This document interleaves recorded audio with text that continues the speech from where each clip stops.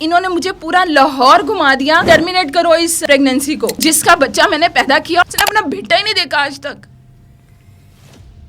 ये वो तकलीफ है जो कब्र तक मेरे साथ जाएगी। ठीक है, मेरे शौहर थे, लेकिन उस शौहर की कोई जिम्मेदारी नहीं थी कि वो अपने बच्चों को देखता।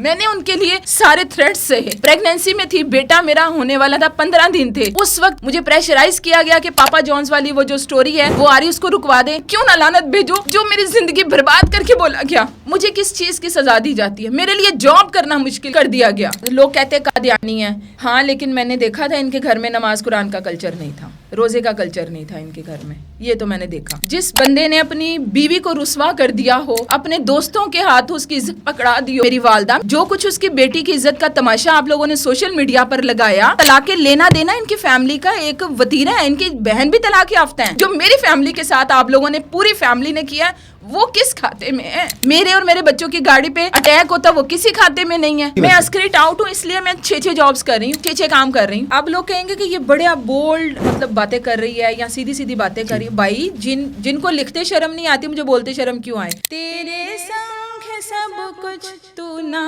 हो तो बेकार, बिन तेरे क्या है जीना। अस्सलाम वालेकुम and very warm welcome to other podcast of Youth Wave. मेरा नाम है दिल आसिफ और आज हमारे साथ किसी तारुफ के मुताज नहीं, 21 साल से जर्नलिज्म कर रही हैं और जर्नलिज्म भी कर रही हैं कोई टॉप टीयर के लोगों का, आर्टिस्ट का, जिनको हम लोग हमारी फैंटेसाइज करते हैं उनको देख के, जिसमें इंडियन आर्टिस्ट भी हैं, पाकिस्तानी भी सारे हैं। तो मैं डायरेक्टली उनके पास जाता हूँ। अमरीन फातिमा साहिबा हमारे साथ है। मैम, बहुत शुक्रिया टाइम देने के लिए। जी, अस्सलाम वालेकुम। अच्छा मैम, 21 साल से आप जर्नलिज्म कर रही हैं। हाँ, 21 की आप खुद लग रही हैं अभी, क्या वजह है? नहीं, ऐसी कोई बात नहीं है। बस ये है कि जर्नलिज्म मेरा शौक़ रहा है और समझ लें कि आप पैशन रहा है, पैशन था और पैशन है, और बस काम कर। बहुत छोटी उम्र में जर्नलिज्म स्टार्ट किया था? हाँ, मैं पढ़ रही थी उस वक्त। अच्छा। मैं पढ़ रही थी। मैंने LLB किया हुआ है और मास्टर्स किया हुआ पॉलिटिकल साइंस में। तो अभी पढ़ ही रही थी तो मैं जर्नलिज्म में आ गई थी। तो बेसिकली मैं हाई कोर्ट की लाइसेंस होल्डर भी हूँ, लेकिन ये था कि लिखने लिखाने का बड़ा शौक़ था, तो फिर मैं जर्नलिज्म की तरफ ही मैंने अपना पूरा फोकस कर लिया। तो आप लॉयर हैं, इसीलिए आप पे ज़्यादा केसेस भी हैं। हम बात करेंगे, शायद ही आपको सलाह दे जा रही कि अपने केसेस खुद ही आप वहाँ पर लड़ें। अच्छा, मैं सबसे पहले तो डेफिनेटली आपके बारे में जो मैंने बात की आपसे, मेरा इंट्रैक्शन हुआ, कुछ चीज़ें मैंने कहा मैं आपसे पूछूं कि आपने पाकिस्तान के अंदर, इवन के बॉलीवुड में भी बहुत टॉप टीयर इंटरव्यूज़ किए कुछ लोगों के, और बड़ा कम होता है कि इंटरनेट पे इंडियन एक्टर्स की वीडियोस पाकिस्तान के किसी जर्नलिस्ट के लिए आ रही हूँ कि आप मेरी बेटी हैं, बहुत अच्छा, हैप्पी बर्थडे भी विश किया आपको काफ़ी लोगों ने। तो सबसे पहले, क्योंकि बीइंग अ पॉडकास्टर और एज अ इमर्जिंग जर्नलिस्ट मैं कह सकता हूँ, या इसका एक स्टूडेंट कह सकता हूँ जर्नलिज्म का, मुझे बताएं कि क्या फीलिंग्स होती हैं और किस तरीके से कंडक्ट किया जाता है एक बहुत ही टॉप टीयर के बंदे का इंटरव्यू। लेट्स सपोज धर्मेंद्र, कैसे किया आपने? देखिए, जब मैंने किसी का इंटरव्यू करना होता है ना, अभी 21 साल हो गए मुझे जर्नलिज्म में, लेकिन इंटरव्यू करने से पहले अंदर से मैं थोड़ी नर्वस होती हूँ कि पता नहीं मैं क्या इंटरव्यू करूँगी। मेरे आगे जो सेलिब्रिटी है, ऑब्वियसली एक बड़ा नाम है। तो अच्छा, बहुत सारे आजकल पॉडकास्टर्स आगे हैं, बस वो माइक आगे रख लिया, सेलिब्रिटी आगे आके बैठ गई, थोड़ा सा उनको रिसर्च वर्क मिल गया, वो यूं लहरा के, जी आपने उस वक्त ये कहा था, आपने उस वक्त कहा था, ये चीज़ें कर रहे होते हैं। इसके ऊपर वो कंट्रोवर्शियल चीज़ें निकाल लेते हैं, किसी के मुंह से कोई बात निकल गई, लेकिन कोई ये नहीं कहता कि मेरे सामने आप बैठे हुए, आपने तब ये काम किया था, या मतलब जो उनका काम है ना, बेसिकली उस पे, हाँ, अचीवमेंट्स पे बात नहीं होती, उनके काम पे बात नहीं होती है। तो मैं वो चीज़ नहीं करती। मैंने बेसिकली चीज़ें देखी होती हैं। मैं ऐसा नहीं है कि अगर मैं शोबिस के इंटरव्यूज़ कर रही हूँ, फैशन को फॉलो करती हूँ, उनके इंटरव्यूज़ करती हूँ, सेलिब्रिटीज़ के, तो ऐसा नहीं है कि मैं सिर्फ उनको कहीं मैंने गूगल पे उनकी तस्वीरें देखी हैं या उनकी वीडियोज़ देखी हैं और मैं सामने, नहीं, मैं उनको जानती हूँ, मैंने उनका काम देखा हुआ, चाहे वो फैशन से है, चाहे वो पॉलिटिक्स से हैं, चाहे वो शोबिस से हैं, ड्रामे, फिल्में, म्यूज़िक, हर चीज़ मैंने देखी होती। मैं उनके काम के हवाले से बात करती हूँ। तो जब मैंने इंटरव्यू करना तो मेरे लिए थोड़ी सी आसानी ये होती है, क्योंकि मैंने चीज़ें शुरू से मैं फॉलो करती आ रही, तो मेरे लिए बहुत मुश्किल नहीं होता। लेकिन उसके बावजूद मैं अंदर से थोड़ी थोड़ी नर्वस होती हूँ कि मेरे सामने एक शख्सियत बैठी हुई है, तो उसका इंटरव्यू, ऑब्वियसली किसी का भी इंटरव्यू करना आसान नहीं होता, जितना आजकल समझ लिया गया। जी, ऐसा ही है। प्रॉपर रिसर्च वर्क होता है, और आप क्रिटिक अगर करनी हो तो फिर तो हम अभी भी बदतमीजी का आगाज कर सकते हैं? हाँ, कर सकते हैं, बिल्कुल कर सकते हैं। बानो कुदसिया साहिबा हैं, तो उनका जब मैंने इंटरव्यू करना था मुझे पूरी रात नींद नहीं आई थी, क्योंकि देखें किताबों में हमने उनके बारे में पढ़ा हुआ था और कहानियाँ उनकी पढ़ी हुई थी और ये सारी चीज़ें, और फिर जिन लोगों के नाम आप बचपन से सुनते आ रहे हो और एक वक्त आए उस सामने आपके बैठे हैं, आप उनको इंटरव्यू करें, कितना मुश्किल होता है। तो मेरे लिए वो इंटरव्यू बहुत मुश्किल था, लेकिन उन्होंने बहुत ज़्यादा मुझे रिलैक्स भी किया था और बड़े प्यार से मुझे इंटरव्यू दिया, बड़े आर्टिस्ट की निशानी। और जिस दिन मुझे कुमार सानू साहब का इंटरव्यू करना था, सबसे पहले मैं आऊँगा नवाए वक्त पे। अच्छा, ठीक है। 2005 में आपने नवाए वक्त ज्वाइन किया? नहीं, मैंने डेली दिन। अच्छा, डेली दिन आपने ज्वाइन किया। नवाए वक्त में आप कब आई? मैं नवाए वक्त में आई थी 2008 के अक्टूबर का एंड था। अच्छा, अब ये वो टाइम है जिसपे पेपर का टाइम है, पेपर का कोई सोशल मीडिया नहीं है, कोई कुछ नहीं है, और घरों में पेपर लाजमी आना है, जिसको हम अखबार बोलते थे। शायद आज के बच्चों को उसके बारे में ना बताओ कि अखबार की क्या इंपॉर्टेंस होती थी। दिन मुझे अभी तक याद है, दिन का जो लोगो था उर्दू में दिन लिखा हुआ था, दुनिया बनी हुई थी, ब्लू कलर की थी, लाइन थी, और रेड ऑरेंज कलर का दिन लिखा हुआ था वहाँ पर। तो हमें वो मेमोराइज हुई हैं वो चीज़ें शुरू से। जी बिल्कुल। अच्छा, अब उस टाइम के ऊपर अगर देखा जाए तो मीडिया के बादशाह न्यूज़पेपर होते थे। बिल्कुल थे। ठीक है, यानी कि जिस तरह आज जियो है, जो मर्जी है, उस टाइम पे न्यूज़पेपर थे। तो 2005 में पहली जॉब आपको दिन में मिल गई। दिन तो बहुत बड़ा बचा था। हाँ, बस वो समहाउ मिल गई जॉब, तो क्योंकि मेरा एक ड्रीम था। देखिए, जब आप दिल से किसी चीज़ के लिए कोशिश करते हैं तो अल्लाह ताला रास्ते ज़रूर बनाते हैं। मैं सोच भी नहीं सकती थी मैं जर्नलिज्म में आऊँगी, लेकिन मुझे एक मिल गया प्लेटफॉर्म। मैं गई वहाँ पर, मैंने न्यूज़ रूम से स्टार्ट किया, फिर मैंने रिपोर्टिंग की, फिर जब मैं अलीम ख़ान साहब का डेली वक्त आया था उसमें मैं रिपोर्टिंग की मैंने। उसके बाद फिर नवाए वक्त में मैं आई, और नवाए वक्त में तो मैंने हर तरह का काम किया। ठीक है, यहाँ तक कि मैंने क्राइम स्टोरीज पे भी काम किया नवाए वक्त में। नवाए वक्त ने मुझे बहुत मौका दिया और हर तरह का मैंने काम किया। इवन शहबाज शरीफ साहब के पास भी मुझे रमीज़ा साहिबा ने भेजा था कि आपने इंटरव्यू करके आना है। बिलावल साहब के पास भी मैं गई। इस तरह से बहुत सारे, एहसन इकबाल साहब का भी मैंने इंटरव्यू किया। बहुत सारे पॉलिटिशियंस भी हैं जिनका मैंने उस दौर में इंटरव्यू किया, पीपल्स पार्टी के भी उसमें और नून लीग के भी। इवन मैंने इमरान खान साहब का उनके घर पर जाके इंटरव्यू किया था। इस पे हम आएंगे। ठीक है, इसमें आप ना आए, बेशक ना आए, लेकिन मैं यहाँ ये बताना चाहूँगी, मैंने इमरान खान साहब का इंटरव्यू किया 2009 में या 10 में। तो ज़मान पार्क में उनके घर गई तो इंटरव्यू करके आई, और इंटरव्यू करके जब मैं आ गई तो मुझे इमरान खान साहब का कोई 3-4 बार फ़ोन आया। उन्होंने कहा ये चीज़ निकाल दें, ये चीज़ निकाल दें, ये चीज़ ऐड कर दें। मैंने कहा अच्छा चलें ठीक है। जब तक इंटरव्यू छप नहीं गया ना, इमरान खान साहब को सुकून नहीं आया। डिक्टेशन चलती रही, फ़ोन करते रहे। ऐसा कभी बहुत कम होता है कि कोई आपको फ़ोन करके कहे कि ये चीज़ प्लीज़ निकाल दीजिएगा और ये लिख दीजिएगा। तो इमरान खान साहब के 3-4 मुझे फ़ोन आए इंटरव्यू के बाद कि ये चीज़ें निकाल दें। लेकिन इमरान खान साहब को वैसा पर्सनैलिटी कैसी लगी, चलो बता ही देना। कहते हैं लार्जर देन लाइफ है, कैसी लगी आपको? बस शफकत का हाथ नहीं आया था अभी तक 2009 में? बहुत कोई इम्प्रेसिव मुझे नहीं लगे थे वो, लेकिन थोड़े भोले थे उस वक्त। अच्छा। जिस तरह देखें वो बातें जज्बात में आके कर रहे थे, लेकिन बाद में शायद उनको एहसास हुआ कि ये चीज़ें नहीं जानी चाहिए। नवाए वक्त एक बड़ा प्लेटफॉर्म है। हाँ, डर ही गए होंगे जो कह रहे ये निकाल दिया। अल्ताफ हुसैन साहब के हवाले से उन्होंने कुछ कहा था। अब ये हम पूछेंगे क्या निकलवाया था? वो आप छोड़ दें, वो आप छोड़ दें। कुछ उन्होंने निकलवाया मुझसे, उन्होंने कहा प्लीज ये ना कीजिएगा। अल्ताफ हुसैन के बारे में निकलवाया था? हाँ, वो उन्होंने अल्ताफ साहब के बारे में कोई बात की थी, वो उन्होंने कहा कि प्लीज ये नहीं जाना चाहिए। तो आप अंदाज़ा लगाएं कि उस दौर में जो पेपर्स थे कितनी अहमियत थी उनकी, कि एक लाइन के लिए भी जो सेलिब्रिटी है उसको मुसीबत पड़ जाती थी कि ये लाइन अगर चली गई, ये मेरा स्टेटमेंट चला गया तो क्या होगा। 2007 में 10 डाउनिंग स्ट्रीट के अंदर ये एडमिरल जवेद इकबाल साहब और जो हमारे गवर्नर थे पीटीआई के उमर सरफराज चीमा, इनके साथ लंदन में गए अल्ताफ हुसैन के खिलाफ पिटीशन दायर करने के लिए। तो जब ये लैंड किया इन्होंने, वहां पर यही निकलवाया था इन्होंने। इस हवाले से इन्होंने वो देखना फड़े मारी थी।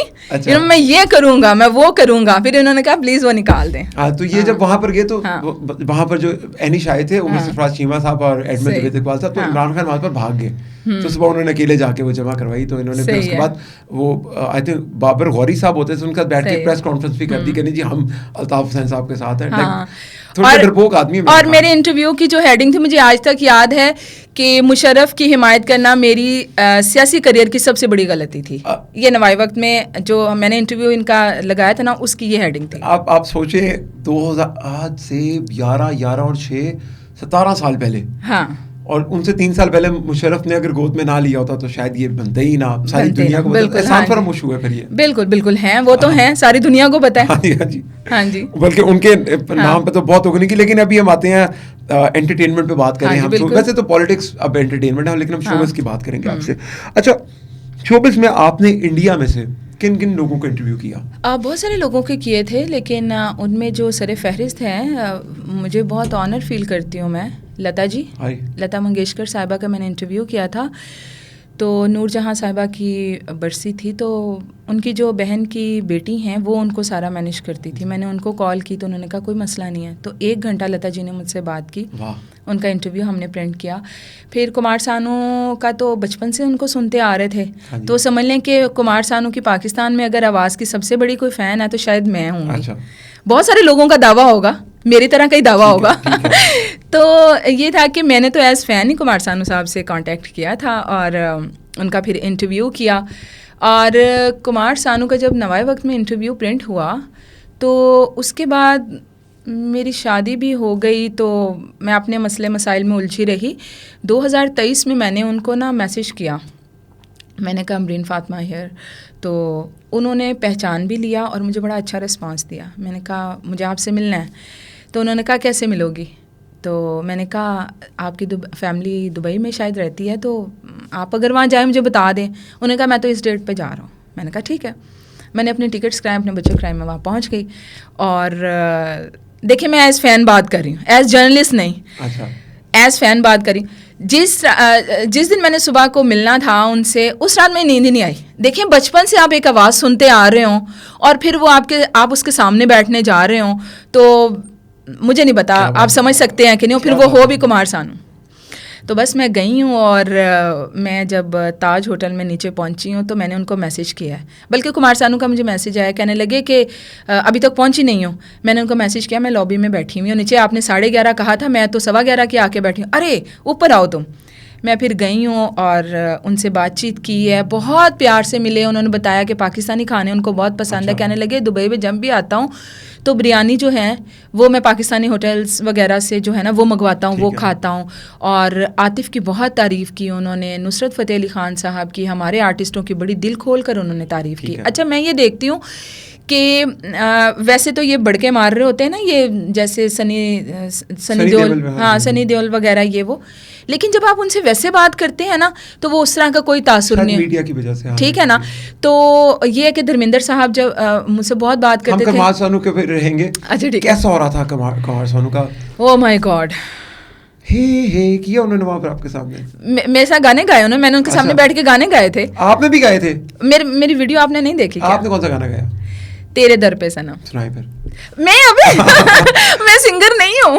नहीं आपने कहा कुमार सानू को सुनाया, तो कुमार सानू आपको देखेंगे। हाँ। ये पॉडकास्ट तो डेफिनेटली अगर जाएगा तो। नहीं मैं कोई सिंगर नहीं हूँ, लेकिन फिर भी मैंने जैसा उनके सामने गाया था, पता नहीं अब मैं गा सकती हूँ कि नहीं। नहीं प्लीज। अच्छा, तेरे दर पर सनम चले आए, तू न आया तो हम चले आए, चले आए।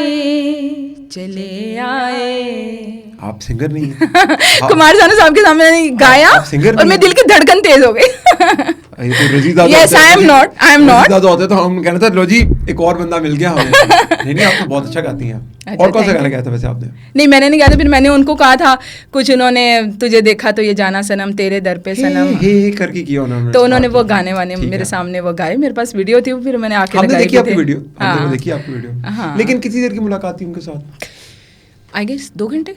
अब मेरा कहने का मकसद है, पाकिस्तान से एक लड़की कुमार सानू को मैसेज किया आपको मिलना है, उन्होंने कहा मैं दुबई आऊँगा, मुलाकात कर लेंगे, आपने इंटरव्यू किया, उन्होंने पाकिस्तानी आर्टिस्टों की तारीफ़ें की, खाने की तारीफ़ की। हाँ बिल्कुल की। परसेप्शन तो फिर ये मोदी मीडिया की तरफ से बनाई गई है सारी के। बिल्कुल, मुझे तो यही लगता है।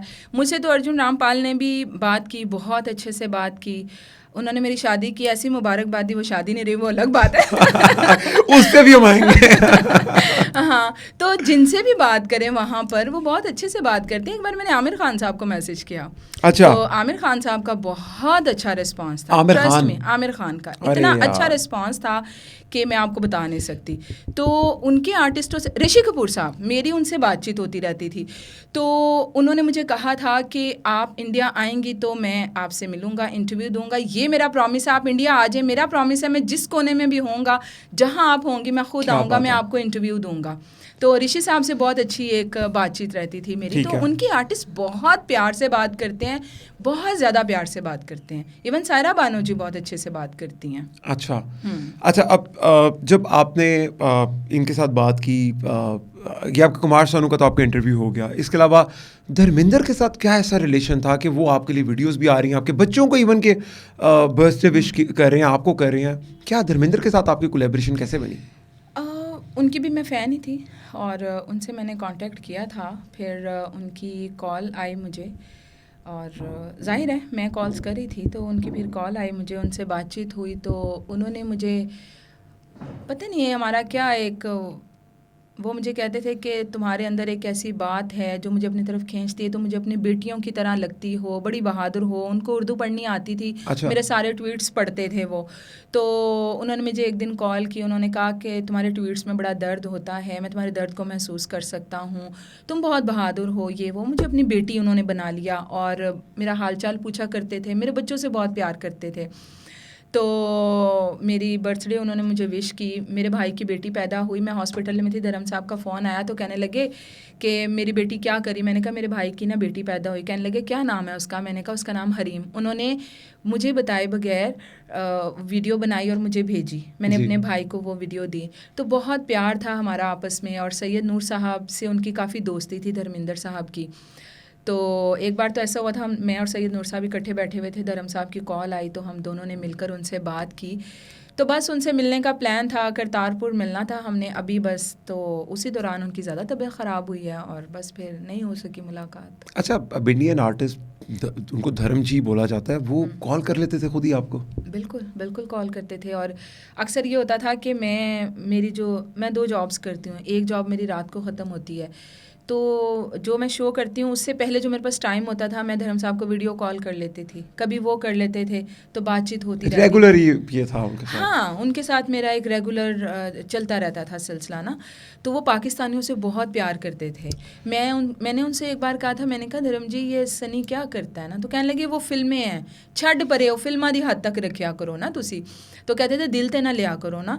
तो कहने का मकसद ये, वो गोदी मीडिया और वो मोदी मीडिया जो है ना, ये वो कुछ ज़्यादा वो करते हैं। आर्टिस्टों से अगर आप बात करें तो आपका दिल खुश होता है। अभी भी वो सनी देओल की वो आ रही है, आवाज़ कहाँ तक जानी चाहिए, बॉर्डर 2 एक मूवी वो निकाल रहे हैं, वो फिल्मों में जिस पर यासिर हुसैन ने कहा अंकल आपकी तो आवाज़ अपनी नहीं निकल रही। नहीं, वो जंग जीतने के लिए उन्होंने बॉलीवुड के ऊपर जंग लगा दी है। उन्होंने कहा जी हम बॉलीवुड में जीते हैं। वैसे तो रियल लाइफ तो आपने देखी है, लेकिन बिन्यानुल मरसूस के बाद आपकी इंडिया के साथ जो आपके उनके एक्टर्स के साथ बातचीतें थी, दोस्तियां थी, क्या उसमें दरार आई? नो, बिल्कुल भी नहीं।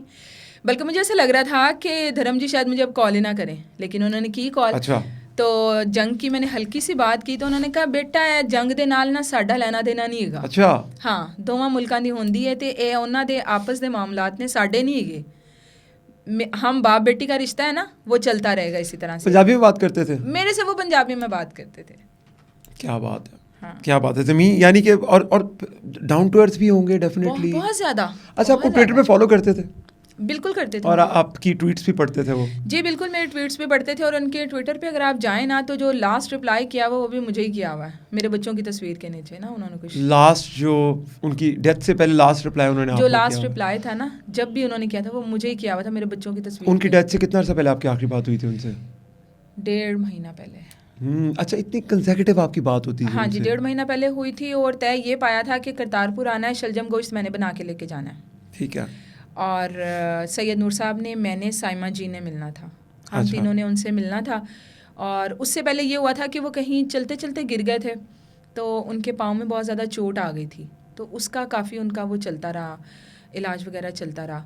उसके बाद फिर वो 1.5 महीना उन्होंने फ़ोन नहीं उठाया। मुझे तशवीश थी, उनके अटेंडेंट को भी मैं करती रही, उसका नंबर भी मेरे पास था, उधर से भी कोई रिप्लाई ना आया। लेकिन फिर वो मीडिया पे ही देखा जो कुछ भी।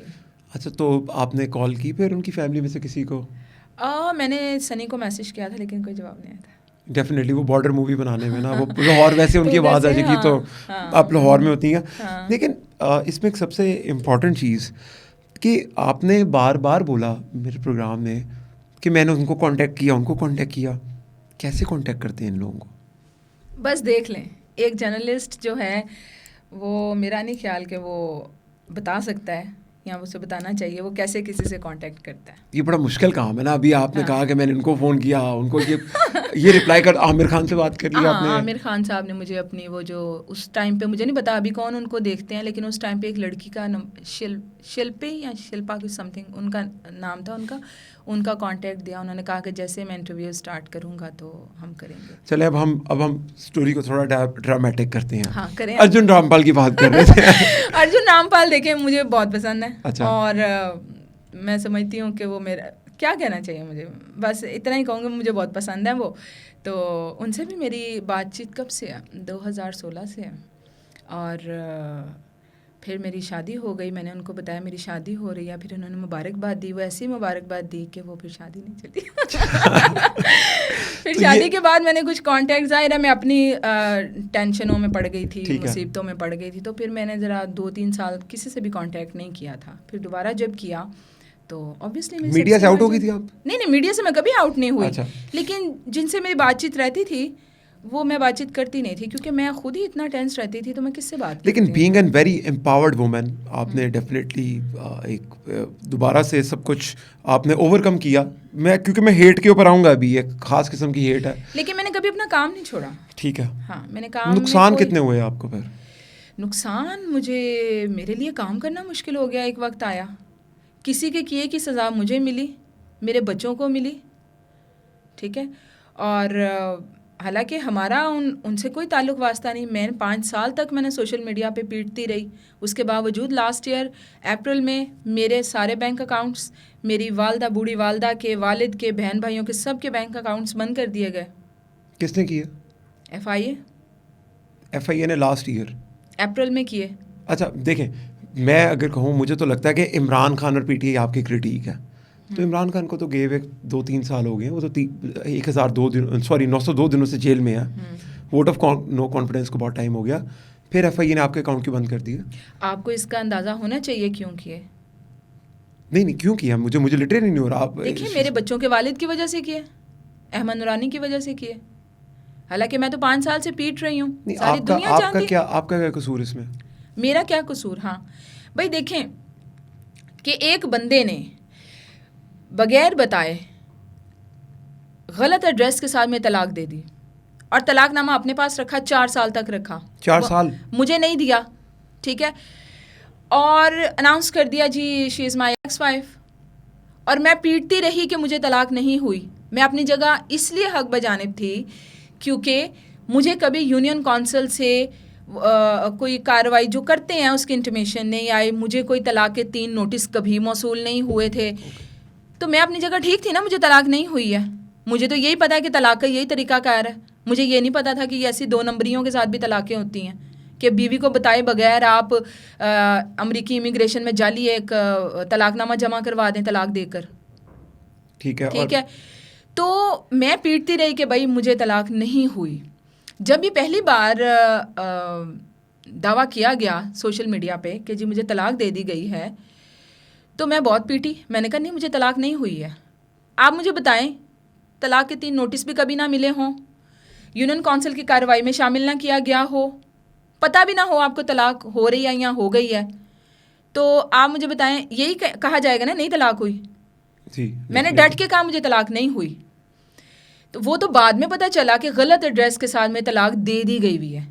अच्छा, जब मुझे अनाउंस किया गया, मेरे पे बिजली गिरी कि तलाक दी। मैंने कहा नहीं, मैंने फ़ाइल किया। तो जब मैंने खुला फ़ाइल किया तो मेरी वालदा ने कहा कि अम्बरीन इस खुला को वापस लो, वो चाहता ही यही है कि तुम उसकी ज़िंदगी से चली जाओ।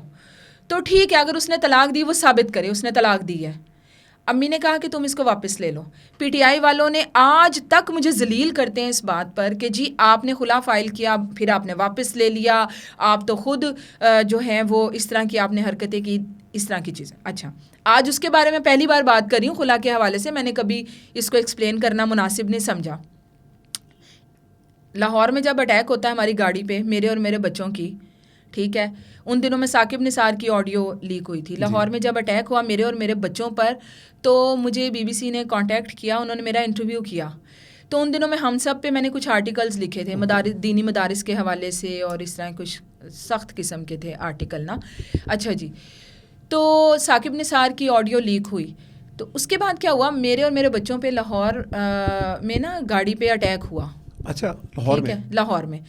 अच्छा, मैं डर गई क्योंकि इनके बाप से भी मेरा कोई राब्ता नहीं था, वो ना सुनता था ना कुछ। मैंने क्या किया, मैं डर गई। मैंने कहा कि मुझे नहीं मीडिया पे आकर बात करनी, मैंने नहीं की बात। ठीक है। जंग में मैंने एक छोटी सी खबर लगवा ली, इसलिए कि मेरे पास एक रिकॉर्ड रहे कि ये हमारे साथ हैपनिंग हुई थी। वो 2 दिन के बाद हम सब जो वेबसाइट है उन्होंने उठा के वो खबर लगा दी, वो जंगल में आग की तरह फैल गई जी। उस दिन मेरे मियाँ की पहली बीवी को पता चला कि इसने शादी की हुई है और इसके 2 बच्चे हैं। अहमद दुरानी साहब की पहले भी शादी हो चुकी थी जी, तो आपकी पहली बीवी नहीं, मुझे तो यही बताया गया था ना कि भाई उनकी वालदा ने भी, उन्होंने यही बताया था कि जादू तावीज़ करती हैं, बदतमीज़ हैं, अंगूठा छाप हैं, उनको कोई तमीज़ नहीं, गालियां देती हैं, अफेयर्स उनके हैं, और पता नहीं, ये मुझे बातें करनी नहीं चाहिए, मैं बच्ची की माँ हूँ, लेकिन चूँकि मेरे साथ ये सब कुछ हुआ है तो मुझे लगता है कि मुझे बोलना चाहिए। अपनी वाइफ के अफेयर्स तक बता दिए उन्होंने, ठीक है। तो मैंने एक सवाल किया, मैंने कहा फिर आप तलाक क्यों नहीं दे रहे इनको? तो उन्होंने कहा जी कि हमारी फैमिली में तलाक़ें नहीं देते। ठीक है, हम तलाक़ें नहीं देते जब शादियां कर लेते हैं। इनकी वालदा ने भी कहा कि हम तो नफ़रत करते हैं, इनकी पूरी फैमिली ने ये कहा। इस रिश्ते को लेने के लिए पूरी फैमिली हमारे घर पे आई थी। ऐसा नहीं है कि लोगों को ये लगता है कि शायद नूरानी ने और अमरीन ने कोई, वो कहते हैं ना पंजाब बारों बार ही कोई ब्याह कर ले, ऐसा नहीं हुआ था। ये रिश्ता बाकायदा लिया गया था और मैं ये शादी नहीं करना चाहती थी, मैं किसी की दूसरी बीवी नहीं बनना चाहती थी। मैंने ये कहा था मैं किसी औरत का घर क्यों ख़राब करूँ भाई। आंटी ने, मेरी सास ने और अहमद नूरानी साहब ने ये कहा था कि तुम, आंटी ने कहा जे तू मेरे पुत्र के पीछे आ रही होंदी ना, फिर मैं कहती तू घर खराब करी, इत्थे असी तैन रिक्वेस्ट कर रहे हैं, असी उस रिश्ते तो तंग हाँ, असी उस जिंदगी तो तंग हाँ। ठीक है, तो बस मैंने शायद रुसवा होना था, जलील होना था ज़िंदगी में, दुनिया में, तो मैंने हाँ कर दी। मेरे घर वाले मेरे निकाह के टाइम पे, मेरे जो दोनों भाई थे वो उठकर घर से चले गए थे। वो इस शादी पे राज़ी नहीं थे, मेरे वालिदैन भी राज़ी नहीं थे, लेकिन इनका रोना धोना माँ बेटे का देखकर मैंने हाँ तो कर दी। लेकिन मैंने ये शादी कैसे की अपने घर वालों को मनाकर, ये मैं जानती, मेरा अल्लाह जानता है। एक लड़की के निकाह के वक्त उसके भाई निकाह से उठ जाए, वहाँ से चले जाएं, लोगों ने पता नहीं क्या क्या बातें बनाई, क्या क्या कुछ किया। ठीक है, प्रेगनेंसी में अपने अखराजात में खुद उठाती रही। मैं वेबसाइट्स के लिए काम करती थी, मैं नवाए वक्त में काम करती थी, जो कुछ मेरे पास पैसा आता था उठा के इनको दे देती थी कि इस्लामाबाद वाले घर का आप खर्चा चला लें। मैंने अपनी गाड़ी सेल की, मुझे नई गाड़ी चाहिए थी, वो अकाउंट में मेरे पैसे थे, तो इन्होंने कहा जी मैं जंग से रिज़ाइन कर दिया, मेरे पास तो पैसे नहीं हैं। मैंने इनको क्रेडिट कार्ड दिया, अपनी बहन का क्रेडिट कार्ड भी दे दिया। मैंने कहा इस्लामाबाद वाले घर का ख़र्चा चलाएँ। आज तक मेरी बहन के पैसे वापस नहीं किए गए, वो मैं उनको वापस करूँगी। मैं बतौर बीवी मैं उनके लिए जो भी कर रही थी, ठीक है, मेरे शौहर थे, लेकिन उस शौहर की कोई जिम्मेदारी नहीं थी कि वो अपने बच्चों को देखता। मैंने उनके लिए सारे थ्रेड्स सहे। प्रेगनेंसी में थी, बेटा मेरा होने वाला था, 15 दिन थे। उस वक्त रात 2 बजे से अगले दिन 4:30 बजे तक मुझे प्रेशराइज किया गया कि पापा जॉन्स वाली वो जो स्टोरी है वो आ रही, उसको रुकवा दें। मैं उनको क्या कहती कि मेरा आगे राब्ता नहीं है, मैं ईमेल्स कर रही हूँ, और अपने दोस्त के ज़रिए मुझे कॉल करवा के कह रहे हैं कि जी उन्हें कहो कुछ नहीं होता, कुछ नहीं होता। यहाँ आपकी फैमिली को अगर भाइयों को कोई पकड़ता है या आपकी बहन को कुछ कहा जाता है तो आप उनके असाइलम केस पक्के करते हैं इंटरनेशनल लेवल पे, और कहते हैं जी मेरी फैमिली के साथ ये हो गया, मेरे भाइयों को पकड़ लिया, मेरी बहन के खिलाफ बात कर दी। इधर कोई फैमिली नहीं थी, इधर आपके 2 बच्चे, उनकी माँ को प्रेगनेंसी में प्रेशराइज किया जाता था कि आप स्टोरीज ना दें, वो किसी खाते में नहीं है। निकाह के बाद मुझे मेरी कॉल वापस सुनवाई जाती है, वो किसी खाते में नहीं, वो प्रेशर किसी खाते में नहीं है। मेरे और मेरे बच्चों की गाड़ी पे अटैक होता, वो किसी खाते में नहीं है। मतलब मैंने इतने प्रेशर सहे, मैंने इतनी जिल्लत सही, वो सारी एक साइड भी हो गई। आज आप अपने भाइयों की, अपनी माँ की, अपनी बहन की बातें करते हैं। आप कहते हैं जी मेरी फैमिली को प्रेशराइज किया जा रहा है। मेरी फैमिली के आज तक बैंक अकाउंट्स बंद कर दिए जाते हैं, तो वो किसी खाते में नहीं है। मुझे बताएं, पूरी फैमिली को एक ट्रॉमा में छोड़कर गया ये आदमी, इसकी पूरी फैमिली। उनके साथ जुल्म हुआ, मेरे साथ जुल्म कोई नहीं हुआ, मेरी फैमिली के साथ कोई जुल्म नहीं हुआ। प्रेगनेंसी में प्रेशर सहती रही हूँ मैं इन लोगों के, कि जी इनसे आप मुझे बताएं कि एक औरत प्रेग्नेंट है, 15 दिन के बाद उसके बच्चे की पैदाइश है, उसको कोई 12-15 घंटे प्रेशराइज किया जाए कि जी स्टोरी रुकवा दें, क्या हालत होगी उसकी। मैंने कुछ नहीं सहा, सिर्फ इनकी फैमिली सहती है, वो इनकी फैमिली है। मुझे जब ये अमेरिका गया, मुझे 1 रुपया नहीं इन्होंने भेजा, किसी चीज़ के पैसे नहीं भेजे इन्होंने, मुझे एक आध बार भेजे होंगे, ठीक है। मुझे तो हमेशा यही कहा कि हालात बहुत ख़राब हैं, मेरे तो हालात बहुत ख़राब हैं। और इनके एक दोस्त हैं जिनके साथ आजकल इनकी बड़ी दुश्मनी चल रही है, उन्होंने इसके वॉइस नोट लगाए। वो सुन के मुझे इतनी तकलीफ़ हुई कि मैं आपको बयान नहीं कर सकती। उन वॉइस नोट वो जो मैंने सुने, उसमें ये शख्स उनको कह रहा है कि मेरी माँ को पैसे भेज दो, उन्होंने किराया देना है, ठीक है। और मुझे इसके सारे दोस्त कहते रहे कि इसके हालात ख़राब हैं। भाई हालात ख़राब में भी आप अपनी फैमिली को अपने दोस्तों के ज़रिए पैसे भिजवाते रहे ना, तो यहाँ अपने बच्चों को नहीं भेज सकते थे? जिस बेटे की शक्ल नहीं देखी आज तक, उसको नहीं भेज सकते थे ये पैसे? अगर आप दूसरों से, दोस्तों से लेके अपनी बहन के अकाउंट में पैसे डलवा रहे थे, अपनी माँ के लिए, अपने भाइयों के लिए, अपने बच्चों के लिए नहीं डलवा सकते थे? इस इम्तियाजी सलूक पे आज तक कोई नहीं बोला, लेकिन मुझे गंदा करने के लिए, मुझे साबका अहलिया कहने के लिए, मुझे तलाक याफ्ता कहने के लिए, मैं अस्करी टाउट हूँ ये कहने के लिए इनकी पूरी ब्रिगेड तैयार हो गई। चैनलाइज किया गया। अभी इन्होंने अपने बच्चों को देखा भी नहीं आज तक कभी? बेटी 8 महीने की थी जब ये यहाँ से गए थे।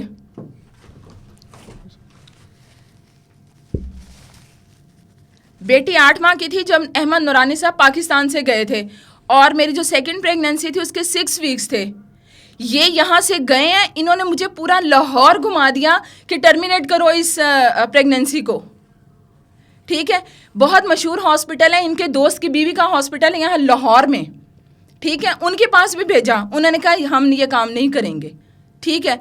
तो पूरा इनको दूसरा बच्चा नहीं चाहिए था, नहीं चाहिए, ये तो मुझे वहाँ जाके पता चला अमेरिका में, जब पूरे लाहौर मुझे घुमा दिया कि जी टर्मिनेट करो इस प्रेगनेंसी को, ठीक है।